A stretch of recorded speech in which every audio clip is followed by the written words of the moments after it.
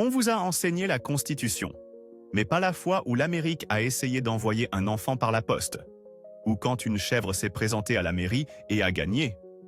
Ce n'est pas le pays de la liberté. C'est le pays des décisions absolument insensées. Bienvenue aux faits les plus stupides, les plus étranges et les plus consternants de l'histoire des États-Unis. 1. Vous pensez que vos parents sont radins? En 1914, le service postal américain des colis était la grande nouveauté, et les règles étaient pour ainsi dire griffonnées sur une serviette. Un couple de l'Ohio contemplant le prix d'un billet de train pour leur fille de 4 ans a eu un éclair de génie bien américain. Ils ont réalisé qu'il était moins cher de classer leur enfant comme du bétail et de l'envoyer par la poste chez sa grand-mère. Alors, ils l'ont fait. Ils ont collé 53 cents de timbre sur son petit manteau et l'ont remise à un facteur déconcerté. Pouvez-vous imaginer la journée de ce type? Il livre des lettres, une facture et soudain, un petit être humain. À son crédit, il a simplement suivi le mouvement et s'est assuré qu'elle arrive à destination. C'est devenu si populaire que le gouvernement a dû intervenir et déclarer officiellement que non, les enfants ne sont pas postables, peu importe à quel point vous voulez économiser de l'argent. 2. Si vous avez déjà pensé que les politiciens modernes sont une blague, permettez-moi de vous présenter le maire Clay Henry de Lagitas, au Texas. C'était une chèvre. Je ne suis pas métaphorique. La ville a littéralement élu une chèvre buveuse de bière comme chef dans les années 1980. Tout son programme politique consistait en une seule promesse. Il boirait n'importe quelle bière qu'on lui présenterait. Et vous savez quoi? Il a tenu cette promesse avec plus de constance que n'importe quel politicien humain ne l'a jamais fait. Sa principale fonction de maire était de se saouler complètement pour le divertissement des touristes. Il n'a jamais augmenté les impôts, il n'a jamais commencé de guerre, il s'est contenté de boire. Il était, à tous points de vue, l'un des dirigeants les plus efficaces et honnêtes de l'histoire américaine, prouvant que parfois le meilleur gouvernement est celui qui est trop ivre pour gouverner. 3. Vous avez déjà entendu l'expression « Si vous croyez ça, j'ai un pont à vous vendre ». Eh bien, vous pouvez remercier George C. Parker, le champion poids lourd incontesté des baratineurs américains, pour cela. Ce type n'a pas seulement vendu le pont de Brooklyn une fois, il avait une entreprise immobilière florissante qui le vendait à des touristes naïfs, parfois 2 fois par semaine. Il imprimait des actes de propriété factices à l'allure incroyablement officielle, parlait des revenus de péage massifs et convainquait les gens qu'ils achetaient une mine d'or en béton et en acier. Les flics devaient constamment expulser ces nouveaux propriétaires qui se présentaient pour tenter d'installer leur propre poste de péage. Cet homme était une légende. Il n'était pas seulement un escroc, il vivait une version du rêve américain où l'on pouvait tout posséder simplement en ayant l'audace de le vendre. 4. En plein cœur de la guerre froide, le système de défense aérienne le plus avancé d'Amérique, le NORAD, a été conçu pour une seule chose: détecter les bombardiers soviétiques porteurs de l'anéantissement nucléaire. Imaginez donc la tension dans le centre de commandement lorsque le téléphone rouge top secret a sonné. Le colonel Harry Shoup le décroche, s'attendant à entendre parler de la Troisième Guerre mondiale. Au lieu de cela, c'est un petit enfant qui lui demande s'il est le Père Noël. Une publicité de Sears contenait une faute de frappe et avait imprimé le numéro direct vers un Armageddon potentiel comme étant la hotline du Père Noël. Au lieu de raccrocher, le colonel, dans un moment de pur génie, a ordonné à son personnel de vérifier le radar à la recherche d'un traîneau. Et c'est ainsi qu'une tradition est née. L'appareil de défense américain de plusieurs milliards de dollars passe maintenant officiellement une nuit par an à suivre un gros homme magique. Tout ça parce que quelqu'un dans un grand magasin n'a pas su se relire. 5. Conduire une voiture dans les années 1930 avant la climatisation, c'était comme se porter volontaire pour être cuit à feu doux dans une pomme de terre en métal. La solution? Un chef-d'œuvre d'ingénierie stupide appelé le Keep a Cool. C'était, et je n'exagère pas, une boîte en métal que vous remplissiez d'un bloc de glace géant. C'est tout. Vous alliez littéralement à une glacière, achetiez un morceau d'eau gelée comme une sorte d'homme des cavernes de dessins animés et le fourriez dans cet engin. Un petit ventilateur soufflait alors un air vaguement frais et humide dans votre direction pendant environ 1 heure avant que tout ne fonde, vous laissant avec une énorme flaque sur votre plancher. C'était l'appareil parfait pour quelqu'un qui voulait résoudre le problème d'avoir trop chaud en introduisant le nouveau problème d'avoir chaud et d'être trempé. 6. Il y a certaines limites à ne pas franchir avec le public américain. Pendant la Seconde Guerre mondiale, le gouvernement a demandé d'immenses sacrifices. Le rationnement, les collectes de ferraille, l'envoi des fils à la guerre, la nation a obtempéré. Mais ensuite, en 1943, ils sont allés trop loin. Ils ont interdit le pain pré-tranché. Le pays a eu un anévrisme collectif et national. On aurait cru qu'il venait d'interdire la liberté elle-même. L'indignation a été si immédiate et si volcanique, avec des ménagères écrivant des lettres furieuses au président sur l'intégrité structurelle de leur sandwich, que le gouvernement s'est effondré. L'interdiction a été levée en moins de 2 mois. C'était une démonstration stupéfiante du pouvoir du peuple, prouvant qu'en Amérique, on peut contester nos idéaux, mais on ne touche en aucun cas, sous aucun prétexte, à notre confort. 7. Pendant plus de 100 ans, de nombreux Américains ont vécu dans la peur mortelle de la tomate. Ils l'appelaient la pomme empoisonnée et croyaient qu'une seule bouchée pouvait vous tuer instantanément. La raison de cette hystérie de masse est le problème de riches le plus stupide de l'histoire. Les riches mangèrent dans des assiettes en étain de luxe, qui avaient une teneur en plomb très élevée. Les tomates sont acides. Ainsi, quand un homme riche mangeait une tomate, l'acide extrayait le plomb de l'assiette dans sa nourriture, lui provoquant un empoisonnement au plomb. Mais au lieu de conclure « peut-être que je ne devrais pas manger dans du métal toxique », ils ont blâmé le fruit innocent. Il a fallu la popularisation de la pizza, un plat pour les gens du commun qui mangèrent dans des assiettes normales, pour finalement disculper la tomate et prouver qu'elle n'était pas un légume assassin. 8. En 1996, Pepsi a diffusé une publicité pour son programme de récompense montrant un enfant atterrissant en Harrier à l'école, avec le prix de 7 millions de points Pepsi affiché à l'écran. C'était une blague évidente et exagérée. Mais un étudiant de 21 ans nommé John Leonard, un homme qui opérait clairement à un autre niveau de réalité, a décidé de la prendre comme une offre juridiquement contraignante. Il a trouvé une faille, a levé 700 000 $, a acheté les points et a envoyé un chèque à Pepsi en exigeant qu'il lui livre son avion militaire. Ce qui a suivi fut une glorieuse bataille juridique où les avocats hors de prix de Pepsi ont dû se tenir devant un tribunal fédéral et soutenir, sans sourciller, que non, ils ne sont en fait pas dans le commerce d'échange d'avions de chasse contre du soda. Ce fut un moment légendaire d'un petit malin contre une multinationale, et pendant un court instant, nous espérions tous que le gamin gagnerait. 9. Vous connaissez ce sentiment lorsque votre patron vous fait faire un exercice de cohésion d'équipe horrible? Imaginez maintenant que votre patron est le président des États-Unis et que l'exercice est un sport qu'il a inventé pour torturer son personnel. Découvrez le Hoover Ball, l'invention du président Herbert Hoover. C'était un mélange brutal de volleyball et de tennis, mais joué avec un medicine ball de 6 livres qui pouvait probablement assommer un homme. Chaque matin, à 7 heures, Hoover traînait les membres de son cabinet en manque de sommeil, des hommes censés diriger le pays, sur la pelouse de la Maison-Blanche pour ce rituel exténuant. Il les appelait son cabinet du medicine ball.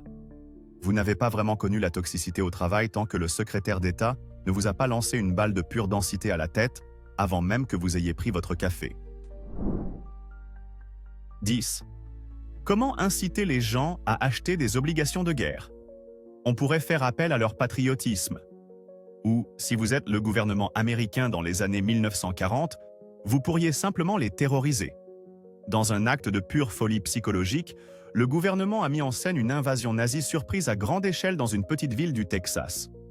De vrais soldats, habillés en troupes allemandes, ont défilé dans la rue principale, ont arrêté le maire et ont pris le contrôle de la ville. Les gens étaient véritablement terrifiés, pensant que la guerre était arrivée chez eux. Puis, après avoir fait une peur bleue à tout le monde, les envahisseurs ont révélé que tout n'était qu'un spectacle et ont dit « Vous voyez, cela pourrait arriver pour de vrai. Maintenant, qui veut acheter une obligation de guerre? C'est la tactique de collecte de fonds la plus agressive et la plus insensée de l'histoire. tenant essentiellement en otage le sentiment de sécurité d'une ville contre de l'argent. 11. On est en pleine Seconde Guerre mondiale. L'armée américaine est à bout de souffle, combattant sur plusieurs fronts contre des ennemis redoutables. Alors, qu'est-ce que le Pentagone a décidé d'être un investissement stratégique de haute priorité, essentiel à la mission? Une usine de crème glacée, flottante. C'est exact. Ils ont dépensé $1 million, une fortune royale dans les années 1940, pour construire une barge en béton capable de produire 10 gallons de crème glacée toutes les 7 minutes au milieu de l'océan Pacifique.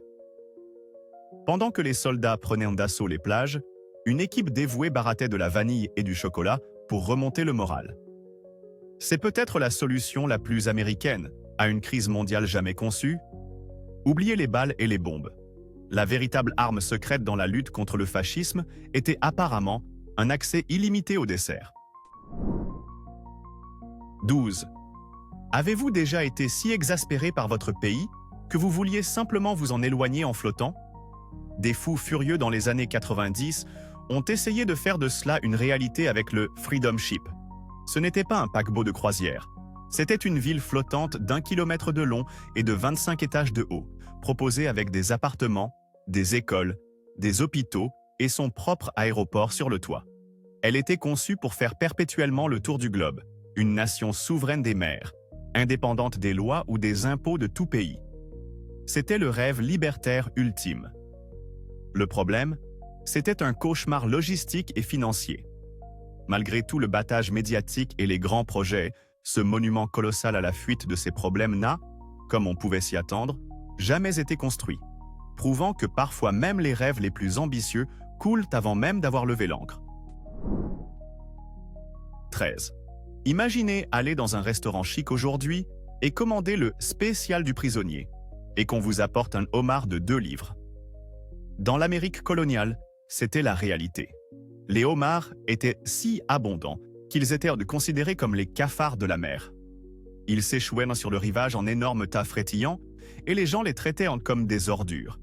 Ils étaient utilisés comme engrais, appâts pour la pêche et, plus célèbres encore, comme nourriture pour les prisonniers et les serviteurs sous contrat. La situation est devenue si grave qu'un groupe de serviteurs du Massachusetts a poursuivi ses maîtres en justice, exigeant une clause dans leur contrat stipulant qu'ils ne seraient pas forcés de manger du homard plus de 3 fois par semaine. Laissez cela vous imprégner. Les gens en avaient tellement marre de manger ce qui est aujourd'hui un mets de luxe qu'ils ont intenté une action en justice pour en avoir moins. 14. Dans la plupart des villes, si quelqu'un dit « il y a un feu sous terre », c'est une métaphore de la tension politique. À Centralia, en Pennsylvanie, c'est la réalité littérale et qui dure depuis des décennies. En 1962, quelqu'un a eu la brillante idée de nettoyer une décharge en mettant le feu aux ordures. Malheureusement, cette décharge était située juste au-dessus d'une veine de charbon à ciel ouvert. Ils ont en gros allumé la mèche d'un barbecue souterrain qui brûle depuis lors. Depuis plus de 60 ans, un incendie fait rage sous la ville, provoquant des fissures dans le sol, crachant des gaz toxiques et faisant de l'endroit une véritable porte de l'enfer. La solution du gouvernement a été essentiellement d'abandonner et de payer tout le monde pour partir. Le feu devrait brûler encore 250 ans, ce qui en fait la catastrophe auto-infligée la plus longue et la plus stupide d'Amérique. 15. Vous ne vous sentez pas inspiré par vos choix politiques? Eh bien, dans les années 1960, vous auriez pu voter pour le parti Rhinocéros. Leur candidat à la présidence était un rhinocéros d'un zoo brésilien nommé Cornelius, et leur programme était un non-sens pur et simple.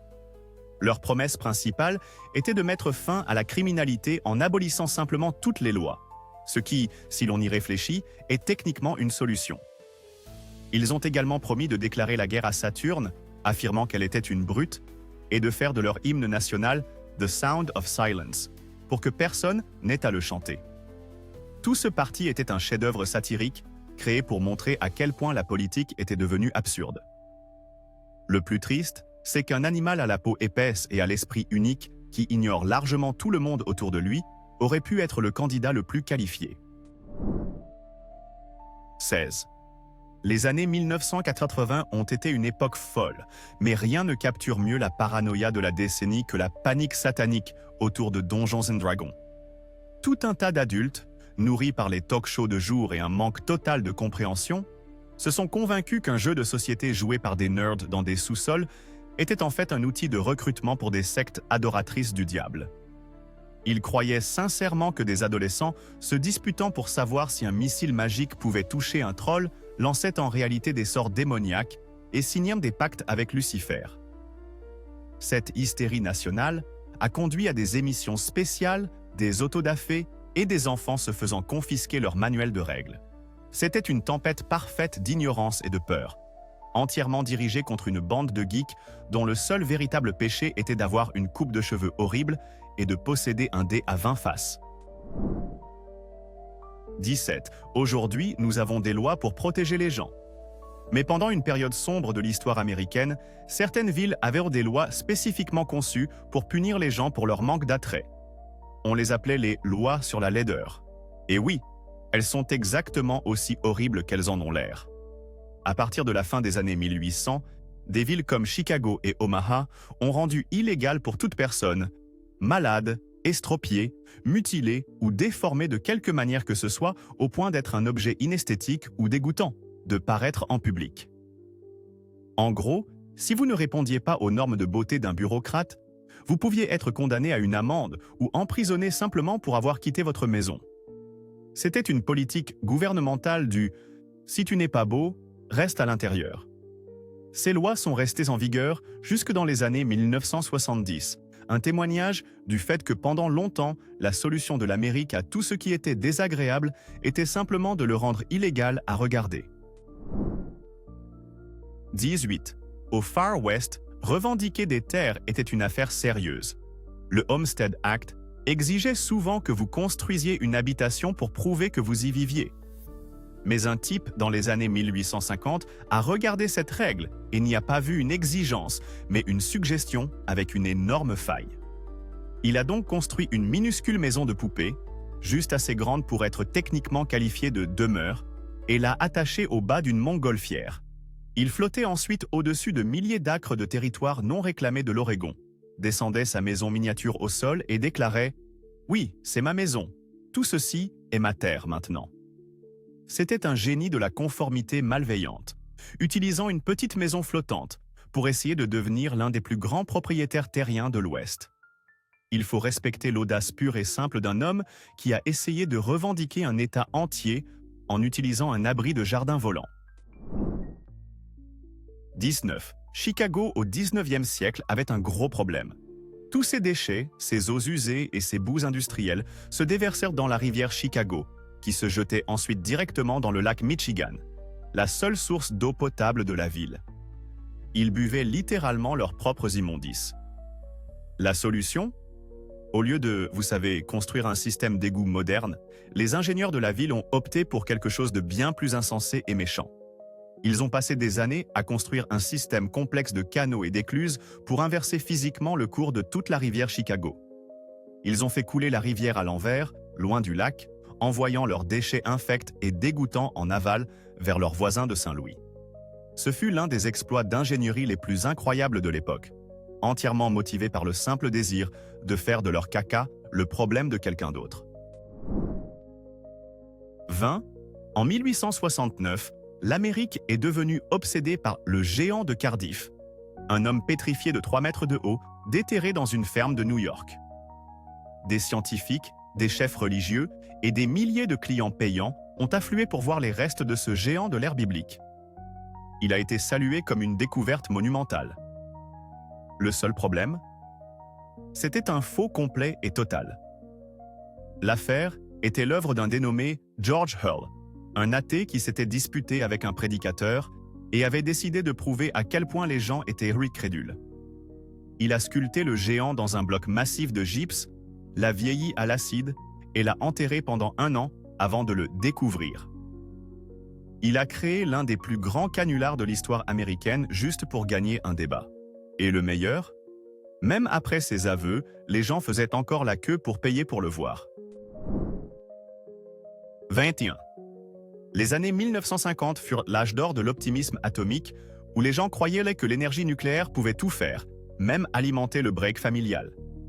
Voici la Ford Nucleon, un concept-car censé fonctionner avec son propre réacteur nucléaire miniature situé commodément dans le coffre. L'idée était que vous conduiriez environ 5000 miles, puis que vous vous arrêteriez à une station de ravitaillement nucléaire pour échanger votre cœur d'uranium usé. Ford a essentiellement conçu une voiture qui était une bombe sale roulante.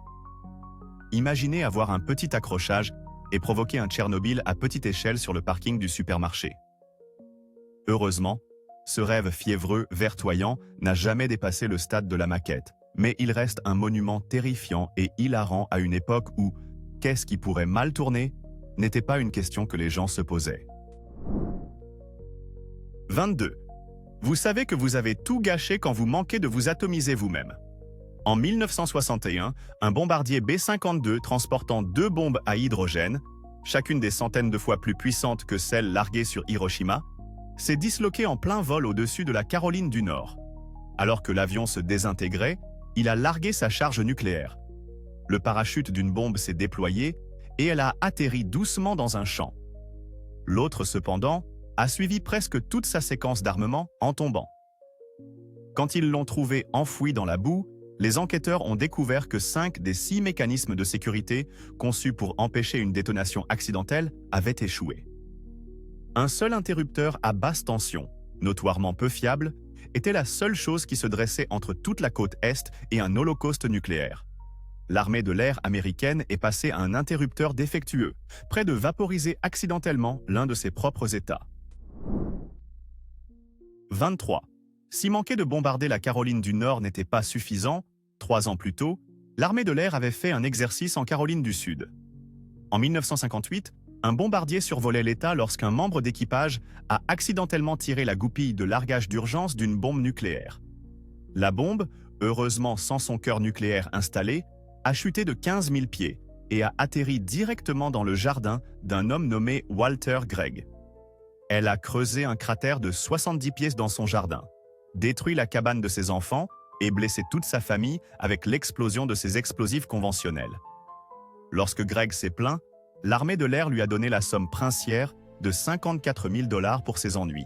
C'est une histoire vraiment incroyable où le gouvernement américain a accidentellement bombardé l'un de ses propres citoyens et l'a ensuite dédommagé comme s'il s'agissait d'un petit accrochage. 24. Dans la politique américaine, même la mort ne peut arrêter un candidat déterminé. En 1988, un républicain nommé Byron Low Tax Looper se présentait à la législature de l'État du Dakota du Sud. C'était un homme populaire et un gagnant assuré. Il y avait juste un tout petit problème. Il est mort d'une crise cardiaque environ 1 mois avant l'élection.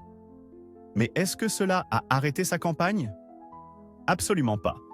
Ses partisans se sont mobilisés, ont gardé son nom sur le bulletin de vote et il a remporté l'élection à titre posthume avec une victoire écrasante. Il a été littéralement élu alors qu'il était mort. Le parti a ensuite pu nommer son remplaçant, s'assurant ainsi le siège. C'était une stratégie politique brillante, bien qu'un peu morbide, prouvant que dans certaines parties de l'Amérique, un candidat décédé avec une bonne notoriété est toujours une option plus attrayante qu'un adversaire vivant. 25. Le traité de l'espace de 1967 stipule qu'aucune nation ne peut revendiquer la propriété de corps célestes. Mais un dénommé Dennis Hope, un véritable visionnaire américain, a lu ce traité et a remarqué qu'il ne disait rien sur les individus. Ainsi, en 1980, il a fait ce que toute personne rationnelle ferait. Il a écrit une lettre aux Nations Unies, a déclaré qu'il était le nouveau propriétaire de la Lune et a lancé une entreprise immobilière. Pendant des décennies, par le biais de son ambassade lunaire, il a vendu des millions d'acres de propriété lunaire à des terriens crédules, avec des actes de propriété fantaisistes et sans valeur. Il a gagné des millions de dollars en vendant quelque chose où il n'a jamais été et qu'il ne touchera jamais. Cet homme est un génie. Il n'a pas seulement trouvé une faille. Il a trouvé une faille intergalactique et a bâti un empire commercial dessus, prouvant que le rêve américain est bien vivant, même dans des endroits sans atmosphère. 26. Aujourd'hui, nous nous inquiétons des commotions cérébrales dans le football. Au début des années 1900, on s'inquiétait que ce sport soit littéralement mortel. Avant que les casques et les protections ne soient main courant, le football américain était un bain de sang brutal et non réglementé. Des formations comme le coin volant étaient essentiellement des béliers humains, conçus pour causer un maximum de carnage. La violence était si extrême que lors de la seule saison de 1905, au moins 19 joueurs sont morts sur le terrain de choses comme des fractures du cou, des hémorragies internes et des coups de pied à la tête. C'était moins un sport qu'une exécution publique avec un ballon en peau de porc.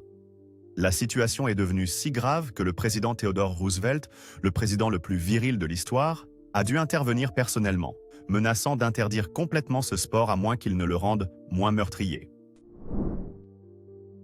27.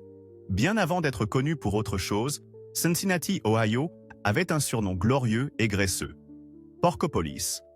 Au milieu du 19e siècle, c'était la capitale incontestée de la salaison de porc du monde. Toute l'économie de la ville tournait autour du cochon. Il y avait tellement de porcs conduits aux abattoirs qu'ils erraient librement dans les rues de la ville. C'était un spectacle courant de voir d'immenses troupeaux de porcs se prélasser au coin des rues, agissant comme les éboueurs non officiels à quatre pattes de la ville en mangeant tous les déchets qu'ils pouvaient trouver. Il faut imaginer une ville où le bruit de fond est le grognement constant de milliers de porcs condamnés. C'était une époque glorieuse, malodorante et légèrement terrifiante, où une ville américaine était littéralement bâtie sur des fondations de béton. 28. Le gouvernement des années 1950 avait un plan très clair, simple et hilarantement inutile pour survivre à une explosion nucléaire directe: se cacher sous son pupitre d'écolier. C'était l'exercice Duck and Cover. Un film éducatif mettant en scène une tortue de dessin animé nommée Berthe a appris à toute une génération d'enfants que s'ils voyaient un éclair de lumière aveuglant, capable de faire fondre l'acier, leur bureau en bois les sauverait. La logique était, apparemment, qu'un mince morceau de contreplaqué était le bouclier ultime contre une explosion thermonucléaire de plusieurs mégatonnes. Rétrospectivement, il est clair que ce n'était pas une stratégie de survie. C'était un moyen de donner aux enfants quelque chose à faire dans les derniers instants avant d'être vaporisés. C'est peut-être la pièce de propagande la plus emblématique et la plus profondément stupide de la guerre froide jamais créée. 29. On sait qu'on vit une mauvaise rupture quand on décide de fonder son propre pays dans le jardin de son ex. Après la guerre d'indépendance, un groupe de colons dans ce qui est aujourd'hui l'Est du Tennessee en a eu assez que le gouvernement de la Caroline du Nord les ignore. Ainsi, en 1784, ils ont simplement fait sécession et ont formé leur propre nation indépendante, l'État de Franklin. Ils ont élu un gouverneur, mis en place leurs propres tribunaux et ont même essayé de se faire reconnaître par le gouvernement fédéral. C'était un petit pays indépendant et tenace qui a duré environ 4 ans avant d'imploser complètement en raison de luttes politiques intestines, de chaos économique et du fait que la Caroline du Nord voulait vraiment récupérer ses terres. Ce fut une expérience glorieuse et éphémère de gouvernement bricolé qui a finalement échoué, devenant une note de bas de page dans l'histoire sur ce qui arrive lorsque votre ambition politique est plus grande que votre plan réel. 30. Essayer de livrer du courrier dans la nature sauvage de l'Alaska à la fin des années 1890 était un cauchemar. La solution? Un génie du gouvernement a proposé le Reindeer Express. Ils ont importé des centaines de rennes de Sibérie et ont engagé des éleveurs SAM pour créer une route postale alimentée par ces animaux supposément robustes. Cela semblait magique, comme quelque chose sorti d'un conte de Noël. La réalité a été un désastre complet. Les rennes étaient lents, têtus et, plus important encore, incroyablement délicieux pour la population locale de loups. Les routes postales étaient constamment interrompues par des prédateurs qui transformaient le moyen de transport des postiers en un repas à 4 plats. La grande expérience du Reindeer Express s'est rapidement effondrée, prouvant que parfois une idée cool sur le papier n'est qu'un moyen très inefficace de nourrir les loups. 31. En 1896, un promoteur de chemin de fer nommé William Crush a eu une idée brillante pour un coup de pub. Il organiserait une collision frontale réelle entre 2 locomotives sans conducteur de taille normale. Il a construit une voie spéciale au milieu d'un champ du Texas, a vendu des billets et une foule de 40 000 personnes s'est présentée pour le spectacle. Les trains ont été lancés l'un vers l'autre à 50 miles par heure. La collision a été encore plus spectaculaire que ce que l'on pouvait imaginer. Les deux chaudières ont explosé simultanément, projetant une pluie massive d'éclats de métal en fusion dans la foule. Au moins 3 personnes ont été tuées et de nombreuses autres ont été blessées. Crush a été licencié immédiatement, mais, dans une tournure typiquement américaine, réembauché le lendemain même parce que l'événement avait généré une publicité massive pour le chemin de fer. 32. En 1960, Hollywood a dévoilé une technologie révolutionnaire qui devait changer le cinéma pour toujours, le Smell-O-Vision. L'idée était que le public ne se contenterait pas de voir et d'entendre un film, il le sentirait aussi. Pendant le film Scent of a Mystery, un système complexe de tuyaux devait diffuser des odeurs spécifiques à chaque siège du cinéma pour correspondre à l'action à l'écran. Le système fut un échec colossal. Les odeurs étaient souvent diffusées au mauvais moment, de sorte que vous sentiez un cigare pendant une scène d'amour. Les odeurs étaient faibles, difficiles à dissiper, et de nombreux spectateurs se sont plaints que les odeurs chimiques les faisaient simplement éternuer. Le grand début du Smell-O-Vision fut aussi sa fin, entrant dans l'histoire comme l'un des fiascos les plus ambitieux et les plus puants d'Hollywood. 33. Hans Langseth était un fermier norvégien-américain qui détenait un record du monde pour lequel personne ne concourait vraiment. La plus longue barbe de l'histoire de l'humanité. Sa pilosité faciale atteignait une longueur stupéfiante de 17 pieds et demi. C'est plus long qu'un break. Il en était si fier qu'il la portait souvent enroulée et fourrée dans une pochette. Mais en 1927, Langseth a connu sa fin de l'une des manières les plus absurdes et ironiques imaginables. Le jour de sa mort, il a accidentellement trébuché, non pas sur une pierre ou un chat errant, mais sur sa propre barbe colossale. Il a trébuché, est tombé et s'est cassé le cou. Il a été littéralement tué par sa propre magnifique crinière faciale qui balayait le sol. C'est une façon tragique, mais aussi profondément stupide de mourir, prouvant que parfois, votre plus grande réussite peut aussi être ce qui vous abat finalement. Sa famille a plus tard coupé la barbe de son cadavre et l'a donnée à la Smithsonian, où elle demeure à ce jour comme un monument à l'excès glorieux et fatal. Alors, des morts par barbe géante, des Ford à moteur atomique et des tout petits postaux. Et ce n'est que la partie émergée de l'iceberg. La question maintenant ? Sommes-nous plus intelligents que ça ? Ou juste meilleurs pour le cacher avec le Wi-Fi ? Laissez votre avis tranché dans les commentaires.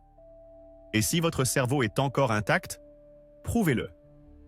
Cliquez sur « J'aime », explosez le bouton d'abonnement et préparez-vous pour d'autres désastres glorieux de l'histoire.